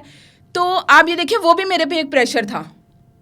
बेटा माशाल्लाह अब 5.25 साल का हो गया है, आज तक मुझे उस आदमी ने नहीं कहा कि मुझे मेरे बेटे की शक्ल दिखा दो। देखो मुझे कोई बंदा, पाकिस्तान क्या पाकिस्तान से बाहर भी, मैं चैलेंज करती हूँ, कभी कोई ये कहे कि मैंने किसी के पास जाके ये कहा हो, अपने रोने रोकर ये कहा हो कि मुझे पैसे चाहिए, मैं कभी किसी से पैसे, मैं खुददारी से ज़िंदगी गुजार रही हूँ, मैं चाहे 2 जॉब्स करती हूँ या मैं 6 जॉब्स करती हूँ, मैं अपने बच्चों को ईमानदारी से ना सिर्फ खिला रही हूँ बल्कि पढ़ा रही हूँ, उनके मामलाते ज़िंदगी देखती हूँ। तो इन्होंने अपने बेटे को नहीं देखा। मुझे बताएं, औरत सारी तकलीफ़ें बर्दाश्त कर लेती है, मैंने सही है, मैंने सोशल मीडिया भी भुगता है, मैंने इनके दोस्तों की पूरी जो फ़ौज थी ना, ब्रिगेड जो मेरे पीछे लगाई गई थी, मैंने उसको भी भुगता, मैंने माली मसाइल भी भुगते, सब कुछ भुगता। औरत हर चीज़ बर्दाश्त कर लेती है। सबसे ज़्यादा तकलीफ़देह बात ये होती है कि जिसका बच्चा आप पैदा करें वो दिखे ही ना, ये वो तकलीफ़ है जो कब्र तक मेरे साथ जाएगी। मैं अपने बच्चों को बहुत अच्छे से पाल रही हूँ, उसके लिए मुझे बहुत मेहनत करनी पड़ती है, और मुझे फ़ख्र है कि अल्लाह ताला ने इनकी कफ़ालत के लिए मुझे चुना है, ठीक है। मैं ये नहीं कहती, मैंने आपको बताया कि मैं किसी से मांगती नहीं हूँ, ना मुझे कोई ज़रूरत, अल्लाह ताला ने मुझे अपने पाँव पे खड़ा किया है। वो मुश्किलें सारी एक साइड पे आप कर दें, एक तरफ कर दें, लेकिन ये जो तकलीफ़ है कि जिसका बच्चा मैंने पैदा किया और शादी मैंने लड़ झगड़ कर की इनके पीछे लग के, उसने अपना बेटा ही नहीं देखा आज तक। लेकिन उसके बाद जो जिन दोस्त का आपने जिक्र किया, इन्होंने तो एक पूरी ब्रिगेड आपके पीछे कैरेक्टर असैसिनेशन के लिए भी इन्होंने डलवा दी। इन्होंने मेरे बच्चों की वल्दियत पे सवाल उठाते रहे ये लोग। आज जब इसकी अहमद नूरानी की बहन भाइयों के बारे में बात की जाती है तो बड़ा वीडियोस बनाते हैं, आकर कहते हैं जी मेरी बहन को ये कह दिया। बहन को ट्वीट आप तैयार करके देते हैं और वो वहाँ से पेस्ट कर देती है, शो करते हैं कि बड़ा रेजिस्ट करती है, वो एस्टेब्लिशमेंट के खिलाफ है, वो बड़ा रेजिस्ट करती है, मैं सब जानती हूँ। तो जब आपके बच्चों की वल्दियत पे सवाल उठाया जाता है तब आपसे वीडियो नहीं बनती, तब आप क्यों नहीं आकर इनके मुंह तोड़ते? अपनी बहन, अपने भाइयों के लिए, अपनी माँ के लिए तो आपसे वीडियोस बन जाती, क्योंकि उनके असाइलम केस आपने पक्के करने। जब आपके बच्चे, उनकी वल्दियत पे सवाल उठाए जाते हैं आपके दोस्तों की तरफ से ही, तो उस वक्त क्यों नहीं वीडियो बनती? ये क्यों नहीं आप कह सकते कि उस औरत के साथ अगर मेरा ताल्लुक नहीं, ये बच्चे मेरे हैं? ये क्या कि जी किसी को एक आध फोन पे कह दिया नहीं वो बच्चे मेरे हैं, ये वो इस तरह करके, जिस तरह उनके लिए वीडियोस बनती हैं आप अपने बच्चों के लिए भी बना सकते हैं कि खबरदार वो बच्चे मेरे हैं। जी बिल्कुल, लेकिन ये कैसी मुनाफकत है? लेकिन वही जो उनके दोस्त हैं वो अब उनके खिलाफ भी कुछ चीज़ें बोल रहे हैं। मुझे इससे फ़र्क नहीं पड़ता ये लोग खिलाफ हों या ना हों। देखें, इनके एक दोस्त ने, जिसने लिखा था ये झूठ बोलती है, बार बार लिखा ये झूठ बोलती, इसको तलाक हो गई हुई, इसको पता है इसको तलाक हो गई हुई है, इसको पता है तलाक हो गई हुई है। उसी दोस्त ने एक लंबा चौड़ा ट्वीट लिखा कि अहमद नूरानी के कज़न से मेरी बात हुई है और मुझे पता चला है कि अमरीन सच बोलती थी, उसको बताए बगैर गलत एड्रेस के साथ तलाक दे के अमरीकी इमिग्रेशन में जाली तलाकनामा जो है वो जमा कराया गया। मुझे बताएं मैं इस सच का क्या करूं जब मेरी ज़िंदगी बर्बाद हो गई? बताएं मुझे, मैं इस सच पे क्यों ना लानत भेजूं? मैं सच बोलने वालों पे क्यों ना लानत भेजूं जो मेरी ज़िंदगी बर्बाद करके बोला गया? और इसके साथ साथ आप पर ही FIA के केसेस बन गए, आपको ही अकाउंट आपके बंद हो गए। असल विक्टिमाइजेशन आपकी फैमिली के साथ हुई। अच्छा मैम, लेकिन इसके अंदर आपने एक दफ़ा भी किसी से रब्ता नहीं किया कि आपका तो कोई ताल्लुक वास्ता नहीं, आपके 2024 में आपके अकाउंट बंद कर दिया FIA ने? जी 24 में किए, 25 में किए। नहीं तो इस ट्रॉमे की सज़ा कि अगर कोई बंदा एंटी पाकिस्तान आ गया, आपको क्यों दी जा रही है? ये पूछा जाना चाहिए, सवाल होना चाहिए ना। ये अभी पिछले अप्रैल की बात है जब मेरे अकाउंट्स बंद किए गए, मेरी पूरी फैमिली के किए गए। साल भी नहीं हुआ अभी उसको। हाँ जी। मुझे किस चीज़ की सज़ा दी जाती है? मेरे लिए जॉब करना मुश्किल कर दिया गया। मेरा क्या ताल्लुक किसी से? और उन्होंने कभी भी कोई ऐसा नहीं कि आपसे कोई माली ताउन करने की दरख्वास्त की हो कि हम ये अहमद नूरानी साहब ने कि आपको फैसिलिटेट करें? बच्चों की एजुकेशन है, स्कूलिंग बहुत महंगी है वहाँ पर। आपको लगता है जिस बंदे ने अपनी बीवी को रुस्वा कर दिया हो, अपने दोस्तों के हाथ उसकी इज्जत पकड़ा दी हो कि जो मर्जी इल्ज़ाम लगाना लगाओ, उस बंदे को बच्चों से क्या रग़बत होगी? पिछले साल जिन्होंने मुझे तलाकनामा लेकर दिया था, उन्होंने ये तय किया था कि ये खर्चा दिया करेंगे। इन्होंने 3 महीने दिए, 3 लाख दिए, ठीक है। उसके बाद मेरा एक इंटरव्यू हुआ, उसमें भाई देखें, आप मुझे बताएं कि आप मुझे गलत एड्रेस के साथ तलाक दे दें, मुझे बताएं भी ना। जब कोई मुझसे ये सवाल करेगा मैं उसका जवाब दूंगी, मैं कहूँगी हाँ ऐसा हुआ था। उसके बाद इन्होंने वो जो 3 महीने दिया था, इन्होंने खर्चा बंद कर दिया। जो बीच में खातून थी, उनकी बात मेरे दिल को लगी। उन्होंने कहा जी तुमने तो पूरा इंटरव्यू दे दिया, तुमने तो पूरा इंटरव्यू दे दिया।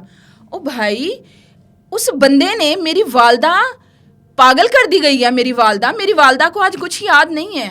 जो कुछ उसकी बेटी की इज्जत का तमाशा आप लोगों ने सोशल मीडिया पर लगाया, उनकी याददाश्त असरअंदाज होना शुरू हो गई। बाद में वो कैंसर की मर्ज में मुब्तला हो गई। मेरी वालदा को आज कुछ नहीं याद है। मेरी वालदा को कितना बड़ा आपने ट्रॉमा दिया है, ठीक है। आज आप अपनी वालदा की बात करते हैं, ठीक है। वो वालदा जिन्होंने ना सिर्फ मेरे बच्चों के साथ ज्यादती की, बल्कि उनका जो अहमद नूरानी साहब का छोटा भाई है हैदर, उन्होंने भी वो भी अपनी बेटी से इनकारी हैं। अच्छा जी, वो भी अपनी बेटी से इनकारी हैं और वो लड़की खुला लेके इनके घर से चली गई। अच्छा, उनके साथ भी यही सिनेरियो हो रहा है, ठीक है ना। तो जो इनकी वालदा है माशाल्लाह अल्हम्दुलिल्लाह, वो ये सब कुछ करके तलाक़ लेना देना इनकी फैमिली का एक वतीरा है। इनकी बहन भी तलाक़ याफ्ता हैं और उन्होंने तलाक खुद ली हुई है और बड़े रिनाउंड जर्नलिस्ट हैं इधर द न्यूज़ के। उनकी फैमिली में भी आई गई थी। वो मसला क्या था, लड़का वालदैन के साथ रहता है, इस बात पे धड़ल्ले से तलाक ली गई। तलाक लेना देना इनकी फैमिली का एक वतीरा है। लेकिन जो आपके बच्चों की दादी हैं उन्होंने कभी कहा नहीं बच्चों से मिलने बच्चों का? की दादी तो झूठे कुरान उठा गई थी। छोड़ दें आप, ये बातें वो हैं, लोग मुझे लानते भेजेंगे, वो कहेंगे ये क्यों कर रही है। मैं इसलिए कर रही हूं कि आज मेरी वालदा सब कुछ भूल के, दुनिया भूल के बैठ गई हैं। अगर आपकी वालदा है तो मेरी भी तो वालदा है ना। मेरी फैमिली को आपने किस मोड़ पे लाके छोड़ा। ये सिर्फ मेरे साथ ज्यादती नहीं की गई, मेरी पूरी फैमिली के साथ ज्यादती की गई। आज आप अपनी फैमिली का रोना रोते, जो मेरी फैमिली के साथ आप लोगों ने, पूरी फैमिली ने किया, वो किस खाते में है? कि मैं आपके साथ ना ये लाउड वर्ड बोलूं, उन्होंने इसको सेलिब्रेट किया कुछ लोगों ने। बिल्कुल किया। शौकत खानम हॉस्पिटल को बीच में लाया गया। ये ट्रॉमा, ये चाहते तो रुक सकता था। ये कंटेंट जो दिया जा रहा था आपके खिलाफ, अब खैर आपकी वालदा ठीक है, बेहतर है तो? नहीं, वो बिल्कुल बेहतर नहीं है। वो अल्लाह माफ़ फरमाए, मैं क्या कहूँ, बस बहुत बुरी हालत है उनकी। तो जब उनको कैंसर हुआ था तो मेरा बहुत सदमा लिया था उन्होंने, बहुत सदमा लिया था। वो दो सिर्फ नाम लेती थी, एक मेरे बच्चों के बाप का, एक मेरे बाप का। तो वो कहा करती थी ओदा फ़ोन आया, अहमद दा फ़ोन आया। तो मुझे होता था कि अम्मी का ना अब दिमाग इस तरफ चल रहा है। मैं कहती थी हाँ आया है, बच्चे ना गल हो गई, अम्मी हो गई गल। फिर वो ना उनका इस तरफ भी चलता था, पता नहीं वो फ़ोन क्यों नहीं करता। मैं कहती थी नहीं अम्मी बस कोई नहीं, आ जाएगा फ़ोन, इस तरह यानी कि ना। तो वालदा ने बहुत सदमा लिया। उसके बाद उनको कैंसर हो गया। मैंने एक सोशल मीडिया पोस्ट लगा दी कि वालदा कैंसर के मर्ज़ में मुब्तला हो गई हैं। तो ये जो PTI वाले हैं, इन्होंने वो कुछ मेरे साथ किया कि मैं बयान नहीं कर सकती। इन्होंने कहा जी शौकत खानम को बातें करने वाली आज शौकत खानम की मोहताज हो गई है। मुझे एक वीडियो बनानी पड़ी, मुझे उसमें कहना पड़ा कि मुझे प्लीज़ एक ट्वीट निकाल के दिखा दे जिसमें मैंने शौकत खानम की बात की हो या कभी उसके ऊपर सवाल उठाया। हालांकि आपका PTI से क्या मसला था? नहीं, मेरा कोई मसला नहीं। देखिए, मुझे PTI वालों की समझ नहीं आती। अगर आपको ये हक है कि आप किसी के हक में बात करें, दूसरे को भी हक है। आपको क्या सारे हक हैं कि आप किसी के खिलाफ बात करेंगे? जैसे आपको कोई शख्स पसंद नहीं है, मुझे भी तो पसंद नहीं हो सकता ना। जी ऐसे ही है, ठीक है ना। तो ये क्या बात है कि PTI वालों को लगता है कि सारे हक उनके पास ही महफूज है, दूसरा जो बंदा है उसकी कोई चॉइस नहीं है, उसकी बात की कोई अहमियत नहीं है। तो मेरी वालदा के हवाले से भी बहुत घटिया किस्म का प्रोपेगेंडा किया गया कि ये इस तरह कहती थी, देखो सज़ा मिली है, वालदा को कैंसर हो गया है। मतलब कोई एक चीज़ थोड़ी हुई है। अस्करी टाउट हूँ मैं, इसकी फुल कैंपेन चलाई गई है। नहीं, आप अस्करी टाउट हैं और आपके FIA ने लास्ट अप्रैल में अकाउंट सील कर दी है। हाँ, आपके पूरे घर वालों की। मैं अस्करी टाउट हूँ, उसके बावजूद मेरे लिए जॉब करना भी मुश्किल था। इमरान खान जेल में है और आपके अकाउंट सीज कर दिए गए क्योंकि आप अस्करी टाउट हैं। मैं अस्करी टाउट हूँ, ठीक है ना, समझ आती है। मैं अस्करी टाउट हूँ, इसलिए मैं 6 जॉब्स कर रही हूँ, 6 काम कर रही हूँ। मैं अस्करी टाउट हूँ। Then being an empowered woman, रोजनामा दिन, डेली दिन जिसको बोलते थे, बिन नवाए वक्त, ये बादशाह थे। यानी कि आज का समझें, आज का जियो कह लें या आज का आप सबसे बड़ा प्लेटफॉर्म कह सकते हैं। यहाँ से आपने स्टार्ट किया एक एम्पावर्ड खातून, और 2005 में आपने करियर स्टार्ट किया। शादी आपकी किस साल में हुई? 2018 में। अच्छा, आपकी शादी हो रही है 13 साल बाद। अब 13 साल आपका करियर है बीइंग एन वो इंडिपेंडेंट वुमन। आप इनके साथ शादी करती हैं। कितना अर्सा आपकी शादी खुशगवार रही? आप अंदाज़ा लगा सकते हैं कि जिस दिन हमारी रिसेप्शन थी, ये मोहतरम होटल से ही उधर चले गए थे इस्लामाबाद। क्यों? इतनी खुशगवार ज़िंदगी थी मेरी। नहीं, क्यों? आपने पूछा नहीं? बस जी, मेरी बीवी को पता ना चल जाए। मुझे तो ये बताया गया था कि बीवी को बता के शादी कर रहे हैं। अच्छा, उनके नॉलेज में नहीं था? और शादी के 10 दिन के बाद ये जो एक बड़ा ड्रामा किया गया था कि फैज़ हमीद ने मेरे और मेरे बच्चों के अमेरिका के वीज़े लगवाए हैं। मेरी इनसे जब शादी हुई है उस वक्त ये जो US कॉन्सुलेट लाहौर ऑफिस है, IVLP प्रोग्राम के लिए उन्होंने जहाँ बहुत सारी लड़कियों को चूज़ किया, मुझे भी सेलेक्ट किया। तो मैंने नवंबर में जाना था। तो शादी मेरी 18 नवंबर को रखी गई और 30 नवंबर को मैंने अमेरिका जाना था 1 महीने के लिए। ठीक है, राइट। तो वो 10 दिन ये मेरे साथ नहीं रह सके थे। रिसेप्शन के दिन ही वहाँ से वो चले गए थे। इतनी खुशगवार ज़िंदगी थी मेरी। जब ये अमेरिका गए, इन्होंने मुझे यहाँ से जाते हुए तो इन्होंने मुझे कहा है कि वो उमर चीमा तो कह रहा है कि कोई कपड़े ना लेकर जाओ, 6 महीने के बाद वापस आ जाना। तो मैं कोई कपड़े नहीं लेके जा रहा। मैंने कहा अच्छा ठीक है। आए फिर एक दिन, किंग साइज़ बैग मुझसे 2 लिए, उसमें सारे कपड़े अपने डाले, कुछ भी नहीं छोड़ा और चले गए। राइट। और मैं अक्टूबर में आ जाऊँगा। मैंने कहा अच्छा ठीक है। वहाँ पर गए हैं, अमेरिका पहुंचकर कहने लगे कि मेरे साथ फर्स्ट वाइफ रहेगी, तुम नहीं। मैंने कहा हैं ये क्या? तो कहते हैं कि तुम्हें खर्चा मिल जाया करेगा बच्चों का, तो वो मेरे साथ रहेगी। मैंने कहा ये तो धोखा है। मैंने कहा आप तो कह रहे थे आपकी उससे बातचीत ही नहीं है। उसने आगे से कहा कि मैं बात नहीं करना चाहता इस पर, फ़ोन बंद कर दिया। अच्छा, बस उसके बाद फिर हर जगह से ब्लॉक। ये वाहिद लड़ाई ये थी जी, ब्लॉक, हर जगह से ब्लॉक। कि मेंटली वैसे स्टेबल है कि इनकी वाहिद लड़ाई ये थी इनकी आपसे? और यहाँ पर भी तो 15 महीने जब ये यहाँ पर जब ये गए हैं, 15 महीने होते शादी को मेरे, सेकंड प्रेगनेंसी के 6 वीक्स और अरीबा मेरी 8 महीने की थी। तो वो जो 15 महीने थे उसमें 2 भाइयों की शादियाँ भी हुई हैं, बहन की शादी भी हुई है। मुझे नहीं उसमें इन्वाइट किया गया। नहीं, हाँ जी, मुझे उसमें इनवाइट नहीं किया गया क्योंकि तुम दूसरी बीवी हो। छोटा भाई अली, वो जो बेचारा बैठ के अदालत के अहाते में बैठ के वीडियो बनाता है, जालिम है, ये सब जालिम है। इसने शर्त रखी थी कि अम्बरीन फातिमा मेरी शादी में नहीं आएगी। ना हैदर की शादी में मुझे बुलाया, ना अली की शादी में बुलाया, ना ही सायरा बशीर साहिबा की शादी में बुलाया। मैं तो दूसरी बीवी हूँ ना। रहमत अली राजी जो कि बड़े मशहूर जर्नलिस्ट थे, तो वो नवाई वक्त में काम करके गए हुए थे, तो इनके सगे चचा थे वो, ठीक है। तो जब उनकी डेथ हुई तो ऑब्वियसली सब मुझे ही फ़ोन कर रहे थे, तो उनको पता था कि चचा ससुर हैं। अब मेरी उस वक्त भी बेटी पैदा होने वाली थी, तो मेरी बहुत तबीयत ख़राब थी, लेकिन फिर भी मैं वहाँ पर गई अपनी इज़्ज़त रखने के लिए। इन लोगों ने तो मुझे वहाँ भी नहीं बुलाया था। इन्होंने जब देखा कि मैं वहाँ पर गई हूँ, मैंने अहमद खड़ा है, मैंने अहमद को सलाम किया है, अहमद साहब ने दूसरी तरफ मुँह कर लिया ही हूँ। मेरे बहन भाइयों ने इनको सलाम किया, अहमद साहब नहीं पहचान रहे हैं। अच्छा जी, फिर मैं अंदर गई हूँ तो राजी साहब ने ना नीचे से ऊपर तक उनके स्टेयर्स हैं, ठीक है। तो ऊपर गई हूँ, ना मेरी सास मुझे पहचान रही है, ना मेरी नंद पहचान रही, कोई भी नहीं पहचान रहा। मैं वहाँ जाके बैठ गई। हुआ क्या कि वो जैसे इनकी फर्स्ट वाइफ अंदर आई है ना, आंटी ने कहा थल्ले चल। स्वेलिंग मेरे पाँव में इतनी ज़्यादा, दीवारें पकड़ पकड़ के मैं चल रही हूँ, पकड़ के मुझे बाजू नीचे घसीट के ले गई। वो नीचे गई या मुझे ऊपर, मैं रोना शुरू हो गई। मैं कहा आंटी खुदा के लिए मैं चली जाती हूँ, मैं इस तरह नहीं कर सकती कि वो नीचे जा रही है आप ऊपर ला रही हैं, वो ऊपर मैं नीचे। हाँ तो क्यों इतने आई हैं? मैंने कहा आंटी आपके इनके सगे चचा की डेथ हुई है और मेरे ऑफिस में भी काम कर चुके हैं, तो मैं बहू भी हूँ आपकी, अहमद की वाइफ हूँ।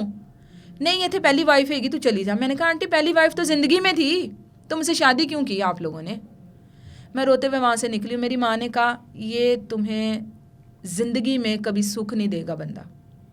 ये जब आए हैं ना उनको वो कफन दफन करने के बाद ना आए हैं, तो कुल थे राजी साहब के ना, तो मैंने इन्हें कहा, मैंने कहा कि शायद ना 15 से 20 दिन के बाद अरीबा की पैदाइश है, तो ना मैंने कहा 1 साल बहुत होता है। बल्कि मेरी तो नवंबर में हमारी रुखसती हुई है, फरवरी में हमारी शादी हुई। मैंने कहा ये 1.5 साल हो गए।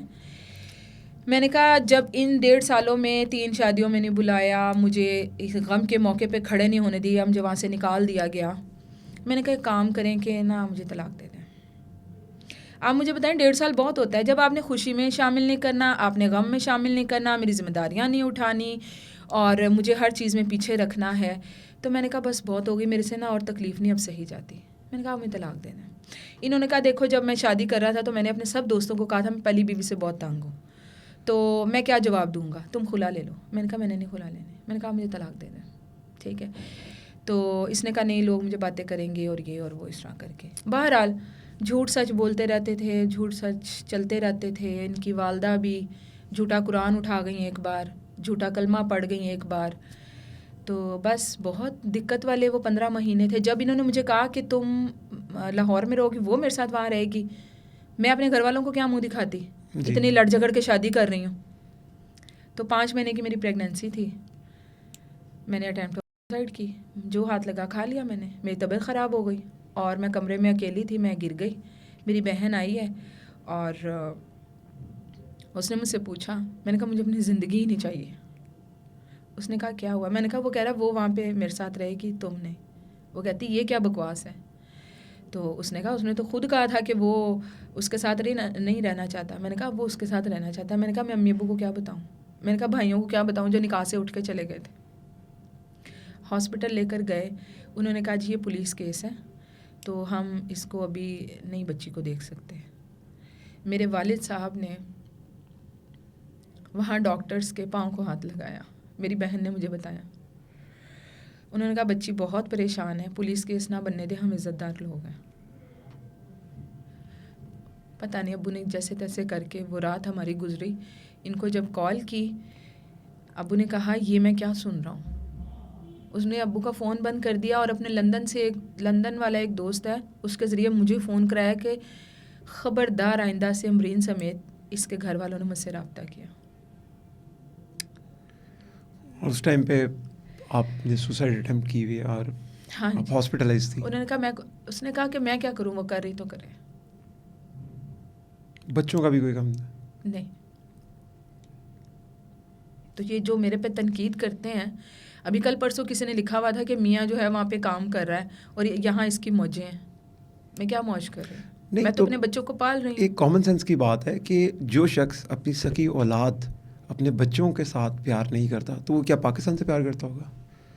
ये उनके फॉलोअर्स को सोचने की बात है ना। अभी ये इंटरव्यू जब जाएगा, मुझे पता है कि अब फिर मेरे खिलाफ एक कैंपेन चलेगी, फिर मुझे गालियाँ दी जाएंगी, मुझे स्क्रीट आउट कहा जाएगा।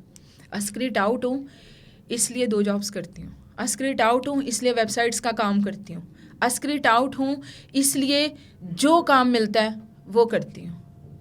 ठीक है, स्क्रीट आउट हूँ इसलिए मेरे बैंक अकाउंट्स भी ब्लॉक कर दिए जाते हैं, मेरे घर वालों के भी कर दिए जाते हैं। स्क्रीट आउट हूँ इसलिए मेरे पास बहुत ज़्यादा बैंक बैलेंस है।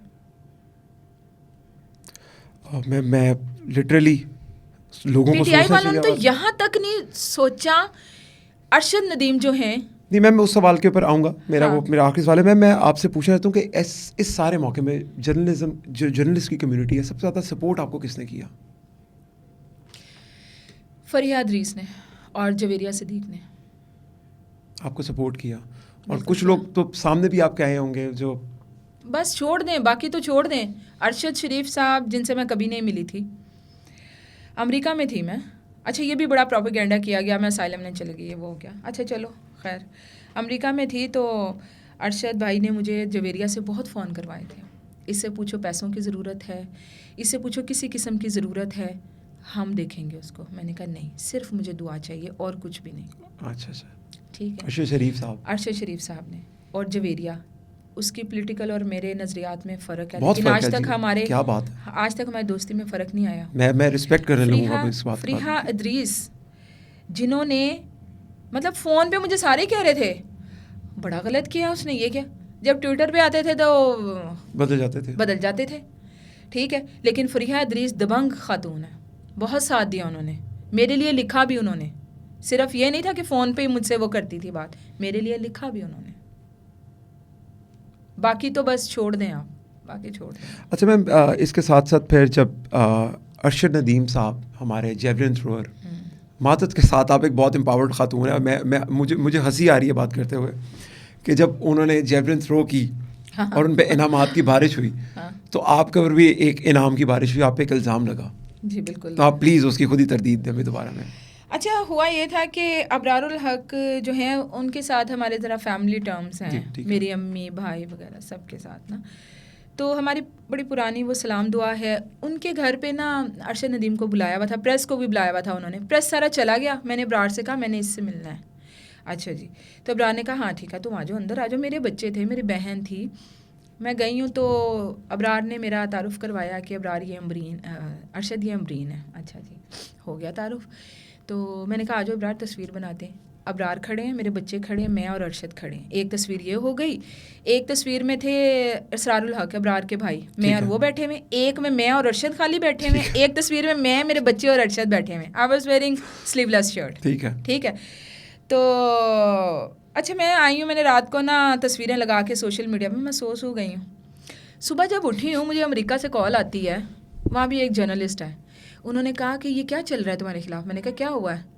कह रहे हैं कि अरशद नदीम की ये बीवी है। तो ये क्या बकवास है।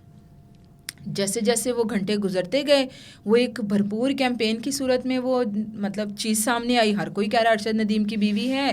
पहले तो ये नकाब लेती थी, अब ये नंगी होके बैठ गई। जैसे जैसे पैसा आता गया, मैं हेडिंग बता रही हूँ, ठीक है। देखें, अब लोग कहेंगे कि ये बड़े बोल्ड मतलब बातें कर रही है या सीधी सीधी बातें कर रही है। भाई जिनको लिखते शर्म नहीं आती, मुझे बोलते शर्म क्यों आए? कि जैसे जैसे पैसा आता गया, कपड़े उतरते गए। वो मेरी स्लीवलेस को टारगेट कर रहे थे। तो मतलब वो सोशल मीडिया पे तो एक शोर सा मच गया। फिर मैंने क्या किया, मैं FIA चली। हाँ जी, मैं FIA गई। उन्होंने बहुत कोऑपरेट किया। 24 घंटों के अंदर अंदर एक बंदे को तो उन्होंने पकड़ लिया, उसको बुलवा भी लिया, वो मेरे पाँव पड़ गया। लेकिन आपने एक चीज़ गलत की ना इसके अंदर, कि जब आप FIA गई थी, जिसको बुला लिया था, आपने उसको वीडियोफाई करके इंटरनेट पे क्यों नहीं डाला? नहीं, मैं आप बताती हूँ आपको। अच्छा जी, उसको बुला लिया, वो तो मेरे पाँव पड़ गया, वो रोना शुरू हो गया। उसने कहा जी मेरे 2 बच्चे हैं, एक बच्चा मेरा 1-1.5 साल का है, मैं उसके लिए काम करता हूँ, ये है। मैंने कहा तो इस तरह काम करते हैं आप? ठीक है। दूसरे बंदे को भी इस तरह बुलवाया और बाद में पता चला कि ये सारा कुछ जो है ये प्रोपेगेंडा उसी तरह का ही है जिस तरह से पहले मेरी किरदार कशी की गई। जी, सारा वो टिपिकल एक। फिर उन लोगों ने वीडियोस बना के कोई FIA को भी दी, माजरत की मेरे हवाले से, अपने पेजेस पे भी लगाई। क्या करूं मैं इन वीडियोस का? मैम ये बताएं। यानी कि आपकी जो किरदार कशी का सिलसिला है, जिसको मैं जितना समझाऊं, आपने कभी PTI के अगेंस्ट बात नहीं की, आपने कभी इमरान खान के खिलाफ उस तरीके से बात नहीं की। अपना किसी को सपोर्ट करना डिफरेंट है। आप अगर दे सकते तो मुझे भी राइट है ना।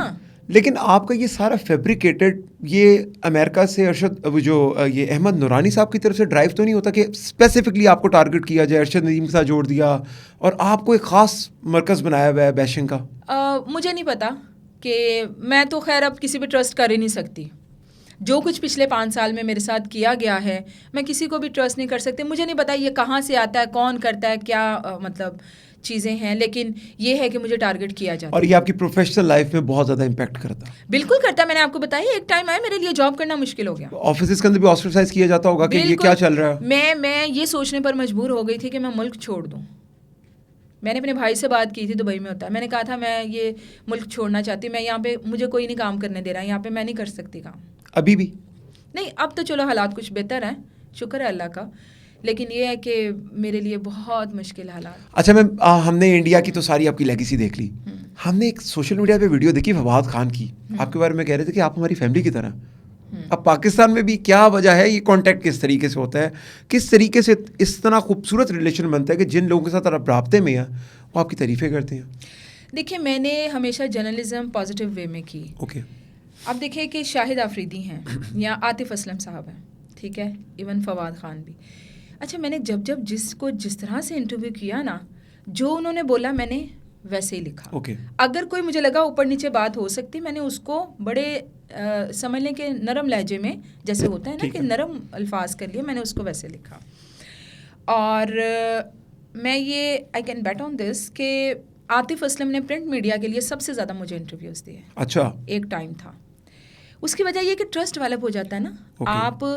आप अगर मेरे साथ अच्छे रहोगे ना, तो मैं आपसे उतना ही अच्छा रहूँगी। जी, ठीक है। 10 साल के बाद ये नीलोफर के प्रीमियर पे रेड कारपेट पे आतिफ असलम आए हैं, सामने मीडिया सारा खड़ा, मैं वहाँ खड़ी थी। बहुत अच्छा लगा मुझे कि आतिफ असलम ने दूर से देखा, 10 साल के बाद उधर से उन्होंने देखा, इतना दूर नहीं, ये जितना यहाँ आतिफ खड़े, यहाँ मैं हूँ, ये मीडिया की वो बाउंड्री है। आतिफ ने दूर से देखा और सलाम किया मुझे और पूछा क्या हाल है आपके। मुझे अच्छा लगा कि 10 साल के बाद उन्होंने मुझसे, मतलब एक कितना लोग थे फिर भी उन्होंने उसमें वो। तो देखिए, रिस्पेक्ट कमाने में बहुत टाइम लगता है। शाहिद आफरीदी, एक बार ना उर्दू न्यूज़ के लिए मैंने कोई आर्टिकल लिखना था, उसमें शाहिद आफरीदी के ना कुछ व्यूज़ चाहिए थे। अच्छा। तो मैंने ना शाहिद भाई को बार बार कॉल कर रही थी, उनकी कॉल आई, तो तुम बार बार कॉल कर रही हो। तो मैंने कहा आपको बताया तो है कि मुझे व्यूज़ चाहिए। हंसते हुए कहते हैं कि लिख दो, जो लिखना मैं ऑन कर लूँगा। ठीक है। मैंने कहा नहीं शाहिद भाई, जब तक आपके मुंह से कोई बात नहीं निकलेगी ना, मैं नहीं लिखूँगी। ट्रस्ट का ये लेवल है। मुझे अपने घर बुलाया शाहिद आफरीदी साहब ने, अपनी बेटियों से मिलवाया, अपनी मिसेस से मिलवाया, वहाँ पर फैमिली इंटरव्यू हुआ, जो कि हमारे फैमिली मैगजीन के टाइटल पर शाहिद आफरीदी और उनकी बेटियों को हमने टाइटल पर लगाया। तो इसी तरह से फवाद खान साहब, हम सफ़र के टाइम से उनका जब ड्रामा हिट हुआ तब से मैं उनको इंटरव्यू करती आ रही हूँ। फवाद साहब भी बहुत इज़्ज़त देते हैं, बाकी सब भी बहुत इज़्ज़त देते हैं। जी बिल्कुल, उनके घर पे भी जाके मैंने उनको इंटरव्यू किया और बाद में भी इंटरव्यू किया। तो अल्लाह का शुक्र है कि मैं कुछ ऐसी चीज़ों में नहीं जाती हूँ कि मुझे व्यूज़ मिल जाएं या हाँ जी, हाँ इस तरह जी। की चीज़ें, मुझे ये चीज़ें अच्छी नहीं लगती। एक ऑनेस्ट जर्नलिस्ट, जो जर्नलिस्ट होता है उसकी ये निशानी होती है, कंटेंट खुद ही बनता है आपका। हाँ जी, आप अपने बुला के ब्रांड बिल्डिंग करें जिस जो आपके सामने बैठा है, ना कि आप उसके साथ पर्सनलाइज दुश्मनी। ये फवाद की मेहरबानी है कि वो मिलते हैं, बहुत अच्छे से मिलते हैं। ये वाकई उन्होंने कहा कि आप फैमिली की तरह हैं। इंडिया पागल किया है उन्होंने पूरा। ये तो है। हाँ बिल्कुल बिल्कुल, तो उनकी मेहरबानी, उन्होंने कहा कि फैमिली की मुझे बताएं, पाकिस्तान में सबसे अच्छी आवाज़ आपको किसकी लगती है? सिंगर्स में? अच्छा, सिंगर्स में सबसे ज़्यादा अच्छी आवाज़ मुझे किसकी लगती है? हम ये लड़ाई कराएंगे? नहीं, चलो बता दें आप। राहत की। राहत फ़तेह अली खान की। फिर दूसरे नंबर पे हम कर लेते हैं अली ज़फ़र। ठीक है, नंबर 3 आतिफ। अच्छा आतिफ, हाँ ठीक है। अच्छा, फवाद खान से अब आपके साथ उन्होंने बोला कि जी आप हमारी फैमिली की तरह हैं, आपके बारे में बोला उन्होंने। उनसे एक सवाल तो पूछे, पाकिस्तान में काम क्यों नहीं करते? बहुत ज़्यादा लोग उनसे पूछते हैं।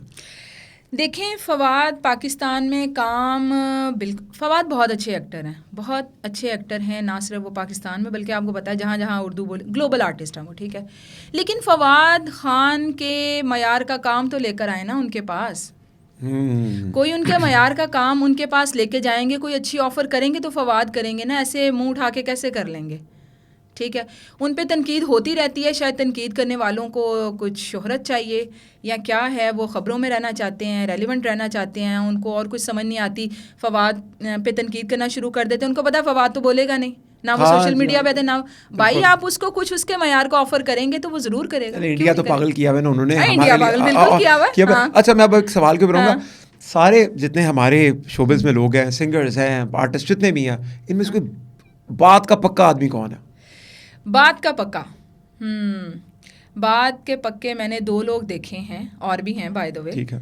आतिफ असलम और जवाद अहमद। अच्छा, आतिफ असलम ने क्या कमिटमेंट हुई और कभी पूरी अच्छा, मेरे साथ तो जब भी मैंने उनसे कुछ भी अगर कहा है, जाहिर है एक जर्नलिस्ट और स्टार का एक वो रिलेशनशिप होता है ना, तो उसमें जो भी उन्होंने कमिटमेंट की उन्होंने पूरी की। ठीक है। और सेम जवाद ने भी, और मैं जवाद, हाँ बिल्कुल, जवाद कमिटमेंट के बहुत पक्के, और उनके वालिद साहब से मेरे बहुत अच्छी सलाम दुआ थी, बाकायदा हमारी प्रोफेसर साहब को, प्रोफेसर साहब, हाँ मेरी समझ लें कि जवाद से ज़्यादा मेरा जो जवाद के साथ तो एक आर्टिस्ट और जर्नलिस्ट वाला एक रिलेशनशिप रहा, लेकिन उनके वालिद साहब के साथ मेरा बहुत अच्छा था। कहते हैं बड़े सख्त आदमी है जवाद भी, कहते हैं बड़े, ज़रा इनके बारे में है कि बड़े वो हैं जिसको कहते हैं शाय किस्म के हैं, तो आप तो खातून है एक जवाद जी।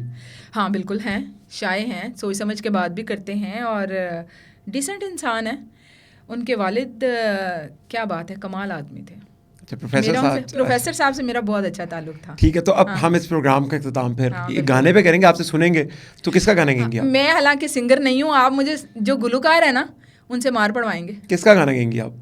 किसका गाना गाऊंगी? मैं जवाद के ही गा लेती हूँ। बस ठीक है, फिर हम जवाद भाई से फिर हम रिक्वेस्ट कर लेंगे। आप मुझे उनसे बचा लेना। हम उनसे रिक्वेस्ट करेंगे जी। बिल्कुल ठीक है, तो फिर बिन तेरे क्या है जीन आप सुना दे, मैंने उसके लिरिक्स खोल के आपको दिए। ठीक है, अच्छा चलिए मैं देख के जी सुना दूँ, ठीक है। बिन तेरे क्या है जीना, मेरे दिल की रानी तू, मेरी खुशियों का मौसम, मेरे ख्वाबों की ताबीर, मेरे सपनों की तस्वीर, बिन तेरे कैसी यार, वो जीत हो या हार, तेरे संग है सब कुछ, तू ना हो तो बेकार, बिन तेरे क्या है जीना। स्केल आपने इतना ऊपर पकड़ लिया कि हम लोग तो जवाद, ये मुझे इसने कहा, मैं नहीं गा रही थी।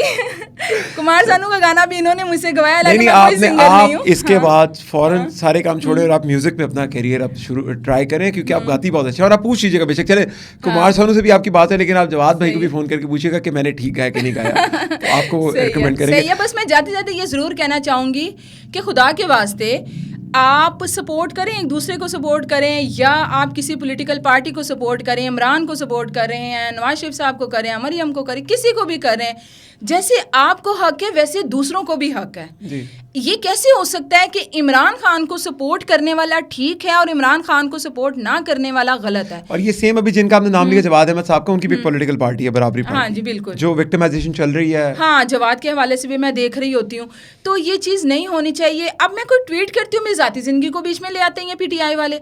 ओ भाई खुदा का खौफ खा लो, जितना मैं आपको एक बात बता दूँ, ये मेरी किरदार कशी करें, ये मेरी ज़ाती ज़िंदगी को बीच में लेके आए, ये जो मर्जी करें, जो मेरे दिल में है या जो मैं सोचती हूँ वो मैं बोलूँगी, और जो मेरे साथ गलत हुआ मैं उसके बारे में भी बोलूँगी। मैं बिल्कुल नहीं डरूँगी, और मैं हाँ मानती हूँ मैं अस्करी टाउट हूँ, इसलिए मुझे मुश्किलात का सामना करना पड़ा। बल्कि ये जो मेरे हवाले से ये भी कहा गया था कि फैज़ हमीद ने मेरे बच्चों के वीज़े लगवाए हैं, तो जब उनको अब सज़ा हुई है, वो जेल में थे, तो फिर मैंने एक वीडियो बनाई थी।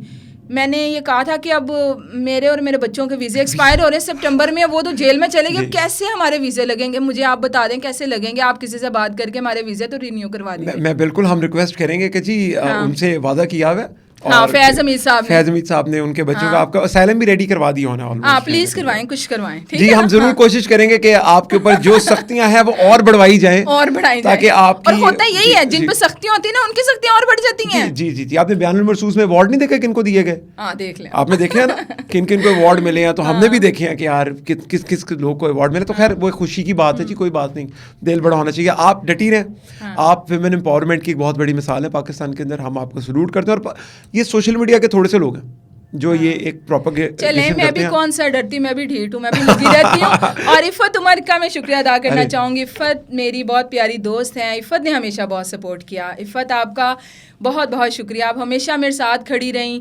और देखिए, मैंने कभी इफ़त को कहा नहीं मेरे लिए बोलें, बात करें, लेकिन वो ऐसी दबंग खातून है कि वो मेरे लिए बोलती हैं, बात करती हैं। उनकी क्या बात है। I love you Iffat. और उन्होंने ही आपका जो डिवोर्स वाला, हाँ, वो मैं उन दिनों बड़ी परेशान थी, उन्होंने मेरी उनसे डिस्कशन चलती रही और सारा कुछ था, लेकिन देखें बड़ी बात होती, पेपर्स निकलवा के देने में उनका रोल था ना? उससे पहले का था पेपर्स, मुझे शमा जुनैजो जी ने निकलवा कर दिए थे। हाँ जी, उनका भी बहुत शुक्रिया, बाजी ने बहुत साथ दिया। अल्लाह ताला उनको ज़िंदगी सेहत दें, वो भी बीमार रहती हैं, अल्लाह ताला उनको सेहत जी जी जी, अल्लाह मियां उनको सेहत दें जी, उनको भी कैंसर सर्वाइवर हैं वो, तो माशाल्लाह तो ठीक है। बिल्कुल बिल्कुल। और पीटीआई वाले लगे रहे, मेरी ज़ाती ज़िंदगी पे लगे रहते हैं, मेरी प्रोफेशनल लाइफ में भी किसी आर्टिस्ट के साथ कोई तस्वीर देखते हैं तो बकवास, लेकिन एक दफ़ा सोच लें कि जो अपनी औलाद का ना बना वो पाकिस्तान का बनेगा, कॉमन सेंस की बात है। और जो लोग अपने माँ बाप को गालियाँ देते हैं इमरान खान की वजह से, वो क्या किसी के लिए अच्छे हो सकते हैं? वो क्या मुल्क के लिए, मुल्क के इदारों के लिए अच्छे हो सकते हैं? हम अपने मुल्क के साथ खड़े हैं, अपने इदारों के साथ खड़े हैं, और उसके बावजूद हमारे अकाउंट्स बंद हो जाते हैं। फिर आपको मैंने स्क्रीट आउट करना है और आपने गुस्सा कर जाना। इसके साथ ही हम प्रोग्राम से इजाजत लेंगे। आप लोगों के जितने भी सवाल हो जरूर कमेंट कीजिएगा और हम उनके जवाब दोबारा इनको ढूंढ के आपको ला के देंगे। बहुत टाइम देने के लिए बहुत शुक्रिया। अल्लाह हाफ़िज़।